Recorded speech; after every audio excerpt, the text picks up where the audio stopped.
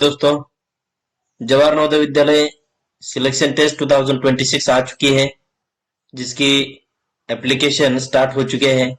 और apply apply करने का या फिर जिसे हम रजिस्ट्रेशन बोलते हैं वो करने का लास्ट डेट जो है वो 29 जुलाई 2025 है। तो अभी आज की डेट है 21 जून 2025 और 29 जुलाई तक ये है, मतलब नियर अबाउट एक मंथ से भी ज्यादा, एक महीने से भी ज्यादा टाइम अपने पास है। आप अप्लाई कर सकते हैं। इसका डिटेल प्रोस्पेक्ट जो है मैंने यहाँ पे डाउनलोड करके रखा हुआ है, उसे आप देख सकते हैं। Prospect for admission to class 6 in Jawahar Navodaya Vidyalaya through selection test for the session 2026-27। इस बात को ध्यान में रखें कि यह जो सिलेक्शन टेस्ट है, यह सिलेक्शन टेस्ट 2016-2017 ये जो एकेडमिक ईयर है उसके लिए है। इट मीन्स दैट अभी आपके फॉर्म भरे जाएंगे, उसके बाद टेस्ट होगी और टेस्ट का डेट भी यहाँ पे दिया हुआ है। टेस्ट का जो डेट है वो डेट अलग अलग दी हुई है। जैसे देखा जाए तो कुछ स्टेट है, जैसे कि यहाँ पे हाँ 13 दिसंबर 2025 को कौन से स्टेट में एग्जाम होने वाले, ये सारे नाम यहाँ पे दिए दे के रखे हुए हैं। उसके बाद दूसरी जो टेस्ट होगी, दो बार होगी, यहाँ पे दिया Jawahar Navodaya Vidyalaya selection test 2026, Jawahar Navodaya Vidyalaya selection test for the admission to class 6 is in Jawahar Navodaya Vidyalaya. The academic session 2026-27 will be held in two phases as given below. First phase is 13th December 2025 at 11:30 am and second phase is 11th April at 11:30 am. यहाँ पे state दिए हुए हैं, जैसे कि यहाँ पे देखिए 13 दिसंबर को कौन से स्टेट में एग्जाम होने वाले हैं, जैसे कि आंध्र प्रदेश है, आसाम है, अरुणाचल प्रदेश है। अरुणाचल प्रदेश में एक्सेप्ट देबांग वैली है, और उसके बाद तवांग डिस्ट्रिक्ट है। उसके बाद Bihar,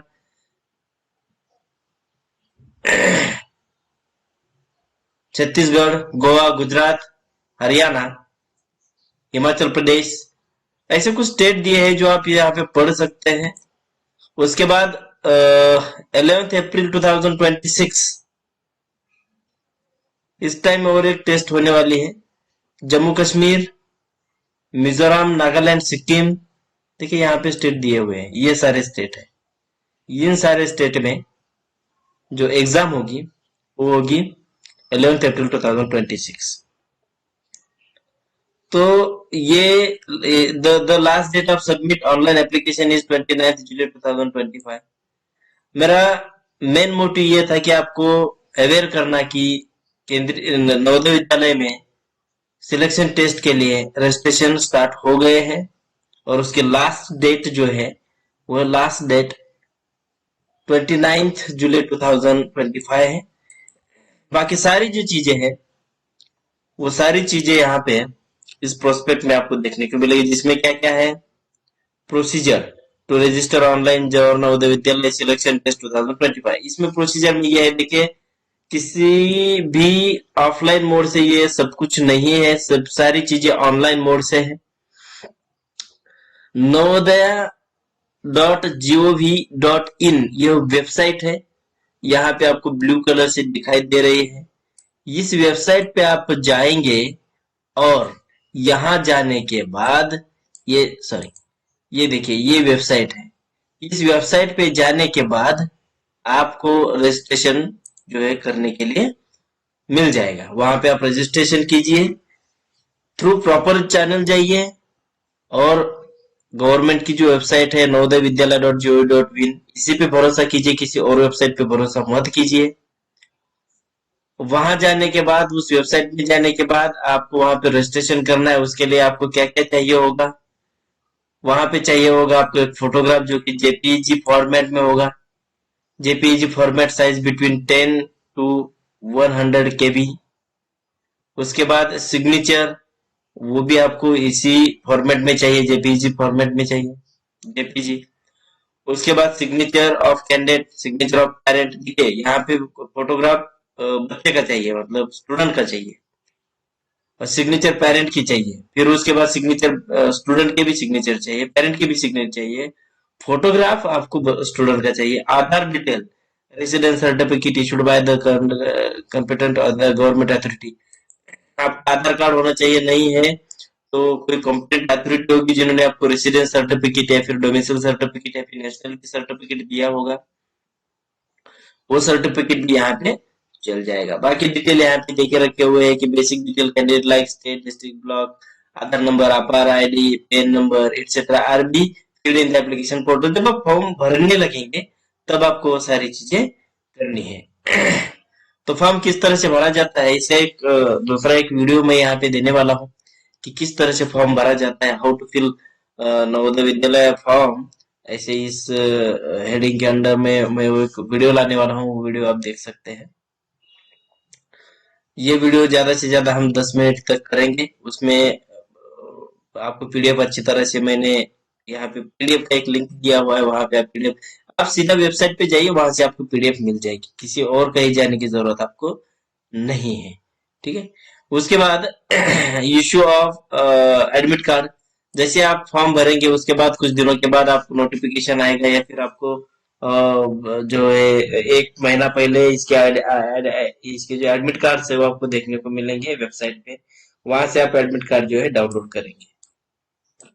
then result, result of the selection test, form भरने के बाद एडमिट कार्ड इशू होंगे, इशू होने के बाद आप जाएंगे सिलेक्शन टेस्ट, जो आपकी एग्जाम है एग्जाम देंगे, एग्जाम देने के बाद result, the result of Jawahar Navodaya Vidyalaya selection test 2026 is expected to the announced by the end of March 2026।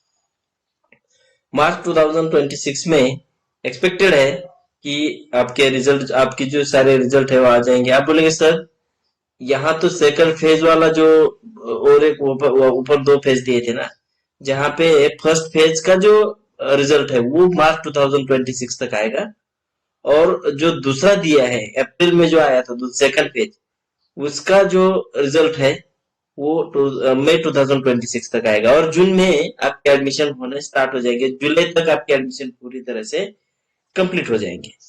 उसके बाद यहाँ कुछ दिया है Jawahar district education officer, district magistrate, क्या है ये, the result will also be displayed in the offices of the concern. आपको ये कहाँ मिलेगा, सबसे पहले तो आपको वेबसाइट पे देखने को मिलेगा।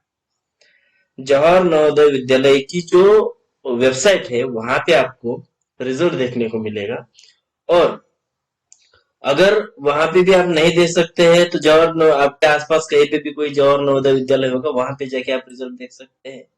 नहीं तो आपका जो डिस्ट्रिक्ट एजुकेशन ऑफिसर है, शिक्षण ऑफिसर जिसे बोलते हैं, एजुकेशन ऑफिसर जिसे बोलते हैं, तो वहां जाके आप क्या कर सकते हैं, वहां पे जाके देख सकते हैं। उसके बाद तीसरा जो है डिस्ट्रिक्ट मजिस्ट्रेट जो है, उसके पास भी आपको ये रिजल्ट देखने को मिलेगा।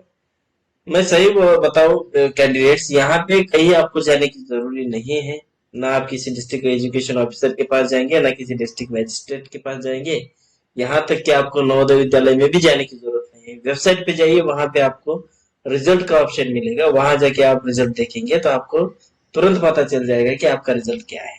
ठीक है, उसके लिए वेबसाइट देखिए ये दी हुई है www.navodaya.gov.in।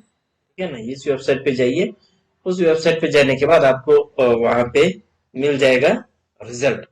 Provisional selection and admission, इसके बारे में भी यहाँ पे बहुत सारी चीजें दी हुई है, आप ये पीडीएफ देखेंगे तो अच्छी तरह से आपको समझ में आए। हु इज एलिजिबल, एलिजिबल कौन है, only the bonafide resident candidates from the district concern. देखिए कोई भी बच्चा जो 5th क्लास में पढ़ता हो वो एलिजिबल है, जो 4th पास हो, 5th पास नहीं चाहिए, 5th क्लास में पढ़ता हो। अगर कोई बच्चा 5th क्लास में पढ़ रहा है, इसका मतलब उसको क्या चाहिए होगा, बोनाफाइड सर्टिफिकेट। बोनाफाइड सर्टिफिकेट चाहिए, है ना। तो बोनाफाइड सर्टिफिकेट आपको जरूरी है, स्कूल से लेना है, और आप वहां पे अपलोड करेंगे तो आपको जो है एग्जाम को बैठने दिया जाएगा। अब बॉर्न बिफोर, इसकी डेट ऑफ बर्थ क्या होनी चाहिए? तो जो बच्चा 1 मई 2014 से लेकर 31 जुलाई 2016 तक, इन दोनों डेट के बीच में जिनका जन्म है, जिनका बर्थ है, बोथ डेट आर इंक्लूसिव, दोनों डेट यहाँ पे पकड़ी जाएंगी। इन दोनों डेट के बीच में जिन बच्चों की बर्थ हुई है, वो बच्चे जो है, वो कैंडिडेट जो है, वो स्टूडेंट जो है, यहाँ पे अप्लाई कर सकते हैं। The decision on the medical board will treated as binding and final. अब देखिए, कभी कभी एक आध बार डेट ऑफ बर्थ के बारे में कुछ हो जाता है, या फिर दिव्यांग है, या फिर कोई मेडिकल इश्यू वाले कुछ बच्चे होते हैं, कैंडिडेट होते हैं, तो उनका जो उनके उनके बारे में जो डिसीजन होगा, तो मेडिकल बोर्ड जो है वो फाइनल डिसीजन देगा, ऐसा यहाँ पे दिया हुआ है। देन आगे भी बहुत सारी चीजें हैं, लेकिन देखिएगा यहाँ पे, हाँ, क्लास 3, 4, 5 में आप कहाँ पे पढ़े हैं, गवर्नमेंट एडेड स्कूल में ही पढ़े हुए होने चाहिए, इस तरह से कुछ यहाँ पे दिया है।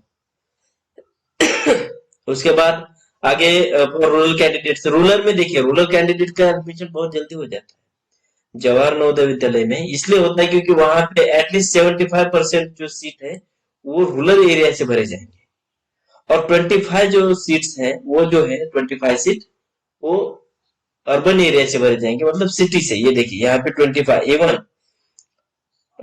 25 सीटों में भी वो फिर वहां पे रिजर्वेशन होता है, अलग अलग प्रकार का रिजर्वेशन। देखिए, रिजर्वेशन ऑफ द सीट्स है ना, तो 75% रूरल एरिया से होते हैं, 25% अर्बन एरिया से होते हैं। लेकिन एक बात ध्यान देनी जरूरी है, यहाँ पे जो रिजर्वेशन लगेगा आपको रूरल अर्बन में भी, SC, ST, OBC, दिव्यांग, ओपन, इस तरह से कुछ कैटेगरीज है। उस कैटेगरी में आपका रिजर्वेशन जो है, आपका जो रिजर्वेशन सीट है, वहीं पे आपको उस हिसाब से एडमिशन मिलेगा। 27 reservation shall be provided to OBC। हाँ ठीक है, मतलब यहाँ पे देखिए 25 सीट में फिर रिजर्वेशन, जैसे कि OBC के लिए 27% है, SC के लिए कुछ परसेंटेज होगा, ST के लिए कुछ परसेंटेज होगा, ओपन जनरल के लिए कुछ परसेंटेज होगा। तो उस तरह से जो परसेंटेज गवर्नमेंट ने जो दिया हुआ है, जो इशू किया हुआ है, उस हिसाब से आपको जो है यहाँ पे रिजर्वेशन मिलेगा। ये वाली बात यहाँ पे बताई गई है। आप जो बाइंडलीनेस है, या फिर जो हेयरिंग हेयरिंग लोकोमोटर डिसेबिलिटी है, उसके बाद आपका पर्सन विद डिसेबिलिटी है, उनके बारे में भी यहाँ पे दिया हुआ है, जो कि 40% चाहिए होता है, वो यहाँ पे दिया हुआ है। ठीक है, document to be submitted after the selection, पहले सिलेक्शन होने दीजिए, लेकिन सिलेक्शन होने के बाद फिर आपको क्या क्या चाहिए होता है, तो आपको प्रूफ देना पड़ेगा आपका डेट ऑफ बर्थ का। डेट ऑफ बर्थ के प्रूफ के लिए आप क्या दे सकते हैं, ये सारी चीजें यहाँ पे। एलिजिबिलिटी टेस्ट कंडीशन जो है आपने पास किया, उसका प्रूफ देना होता है। रेसिडेंस सर्टिफिकेट देना होता है ना, कहाँ रहते हैं, उसको आप आधार कार्ड दे सकते हैं, या फिर आपका राशन कार्ड है, या फिर हो सकता है कि आपका डोमिसाइल सर्टिफिकेट हो, नेशनलिटी सर्टिफिकेट हो, वो दे, वहां पे आप दे सकते हैं।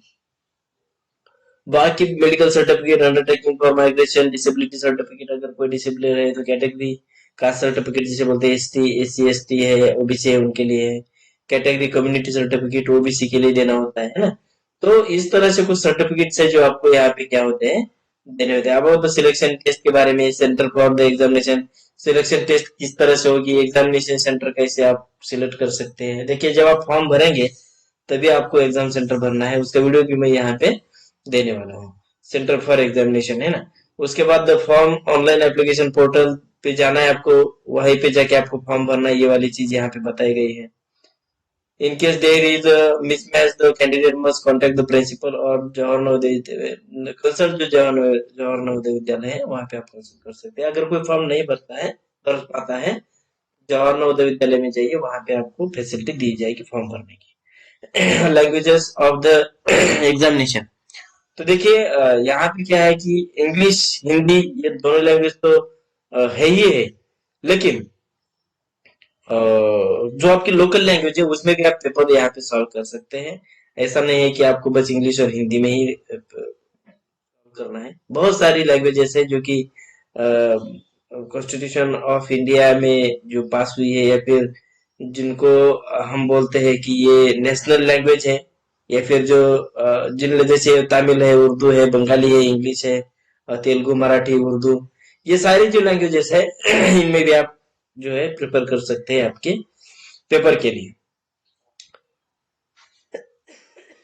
माफ कीजिए।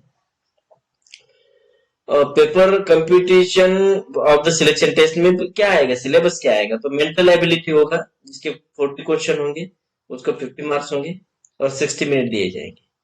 अर्थमेटिक टेस्ट होगी जिसके 20 क्वेश्चन होंगे और 25 मार्क्स होंगे, जिसको 30 मिनट दिए जाएंगे। उसके बाद लैंग्वेज टेस्ट होगा जिसके 20 क्वेश्चन होंगे और 25 मार्क्स होंगे और 30 मिनट होंगे। कुल मिला के टोटल जो मार्क्स होंगे वो टोटल क्वेश्चन होंगे 80 क्वेश्चन और टोटल मार्क्स होंगे 100। और 100 को 80 क्वेश्चन को सॉल्व करने के लिए आपको 2 आवर्स का टाइम मिलेगा। 2 आवर्स, 2 घंटा। इसका मतलब है कि 120 मिनट में आपको 80 क्वेश्चन जो है, 80 प्रश्न जो है उनको क्या करना है, आपको सॉल्व करना है। तो हो जाता है। अर्थमेटिक में आपको अच्छी खासी जो है पकड़नी पड़ेगी, क्योंकि अर्थमेटिक और मेंटल एबिलिटी में क्या है कि अब जो जिसे हम बुद्धिमत्ता चाशनी बोलते हैं उसमें मैथमेटिक्स अच्छा होना चाहिए। मैथमेटिक्स है और आपका जो है प्रेजेंस ऑफ माइंड अच्छा होना चाहिए। सबसे बड़ी बात तो ये है कि ये सॉल्व करने का आपका एक्सपीरियंस अच्छा होना चाहिए। उसके बाद अगर इसका प्रैक्टिस अच्छा होना चाहिए, एक्सपीरियंस की जगह पे प्रैक्टिस वो अच्छा रहेगा इसके लिए। उसके बाद है method of the recording answers. ठीक है, ये सारी कैसे की, देखिए ये ए बी सी होगा, जो सही क्वेश्चन है इसको पूरी तरह से इस तरह से ब्लैक गोला करना है। और बाकी आगे जो दिया हुआ है वो इतना ज्यादा इंपॉर्टेंट मुझे नहीं लगता है। नेचर ऑफ द टेस्ट क्या होगा, मेंटल एबिलिटी किस तरह से रहेगा, ये देखिए मेंटल एबिलिटी टेस्ट मतलब क्वेश्चन का उन्होंने वो भी देखे रखा है, पैटर्न भी देखे रखा है कि किस तरह से मेंटल एबिलिटी का होगा। एक क्वेश्चन होगा कि ऑड में आउट इसमें से अलग कौन सा है या फिर करेक्ट आंसर कौन सा है, उसको पहचाने ए बी सी और डी। देखिए जैसे आपको ऐसा लगता है कि सी सही है तो इस तरह से देखिए सी को इस तरह से गोला करना है, ये ऊपर जो दिया गया था इस तरह से पूरा ब्लैक करना है उसको। जो आंसर है उसको पूरी तरह से ब्लैक करना है, ऐसा नहीं कि सी को करना है ना। और मैन आउट आपको निकालना था, यहाँ पे अलग कौन सा है, तो अलग वही होगा। देखिए इन सबका ये सेम है, ये सेम है, ये सेम है ना। तो और मैन आउट ये कौन सा है, ये वाला है, तो सी वाला। तो कैसे सी वाला है, अब एक बार देख लीजिएगा तो आपको पता चल जाएगा, है ना। उसके बाद आगे देखिए ये इस तरह से भी है कि इसके बाद कौन सी वाली डायग्राम आएगी, या फिर इसको पहचानिए इसमें आंसर क्या होगा, है ना। फिगर मिस मैचिंग या फिर फिगर मैचिंग वो वाला होता है। फिर उसके बाद पैटर्न कंप्लीशन, पैटर्न कंप्लीट कीजिए। ये वाला यहाँ पे खाली दिया हुआ है, ये पैटर्न है, ये पैटर्न है, ये यहाँ पे कौन सा बैठेगा, ये बैठेगा, ये बैठेगा, ये बैठेगा, ये बैठेगा। आपको जो भी लगता है कि ये बैठेगा उसको क्या करेंगे आप, जैसे ये वाला ए वाला है यहाँ पे, यहाँ ये यहाँ पे बैठ जाएगा। तो वहां पे जाके आप क्या कर सकते हैं, उसका आंसर लिख सकते हैं। अगर फिगर सीरीज है, कंप्लीशन फिगर कंप्लीट करने हैं आपको, जिस तरह से ये देखिए ये इतना फिगर दिया है, फिर उसके आगे ये लाइन यहाँ खींचिए, फिर आगे ऊपर खींचिए, ये क्रॉस बढ़ा दिया है, फिर ये यहाँ पे फिगर आ जाएगी ताकि वो पूरा कंप्लीट हो जाए, है ना। कौन सी फिगर आएगी, ये जीरो यहाँ पे, ये जीरो यहाँ पे, ये प्लस यहाँ पे, प्लस यहाँ पे, और ये पूरी फिगर कंप्लीट। तो उस तरह से आपको क्या करना है। उसके बाद एनालॉजी भी होता है ना। अपवर्ड डायरेक्शन, डाउनवर्ड डायरेक्शन, फिर अपवर्ड डायरेक्शन, फिर डाउनवर्ड डायरेक्शन। तो आगे कौन सा होगा, ये क्वेश्चन मार्क है, यहाँ पे कौन सा आएगा वो आपको यहाँ पे लिखना है। ज्योमेट्रिकल फिगर्स एंड कंप्लीशन, जिसमें ट्राइंगल, स्क्वायर, सर्कल या फिर 2D 3D डायग्राम्स भी हो सकते हैं। यहाँ पे कौन सा फिट बैठेगा, फिर ये स्क्वायर बनेगा, है ना। ये तो आपको क्या करना है, यहाँ पे बिठा के देखना है कौन सा बैठेगा, यहाँ पे ये बैठेगा, ये बैठेगा, ये बैठेगा, ये बैठेगा। तो उस तरह से आपको देखिए क्या है, कौन सा है। जैसे कि ये तो ये वाला तो बैठेगा ही नहीं, बी वाला भी नहीं, सी वाला भी नहीं, तो ये डी वाला जो है वहां पे जाके बैठेगा, वो उसका आंसर होगा या नहीं होगा। या फिर इसका आंसर ये हो सकता है, कौन सा ये हो सकता है। आपको यहाँ पे क्या करना है कि देखना है कि कौन सा आंसर होगा। मिरर इमेज जो है, मिरर इमेज में भी ये, इसको अगर हम मिरर में देखते हैं तो किस तरह से होता है। वाटर इमेज भी होता है, वाटर इमेज भी, मिरर इमेज और वाटर इमेज में क्या डिफरेंस है वो भी आपको जानना पड़ेगा। उसके बाद पंच होल पैटर्न है, फोल्डिंग अनफोल्डिंग, जो कि कोई भी कागज है जिसको आप फोल्ड करेंगे और फोल्ड करने के बाद किस तरह से वो कागज दिखेगा, वो वाली चीज यहाँ पे बताई गई है। स्पेस विजुअलाइजेशन जो है, स्पेस किस तरह से विजुअल होता है, विजुअलाइजेशन, उसके बारे में भी यहाँ पे आप क्या कर सकते हैं। तो कुल मिला के बात वही है।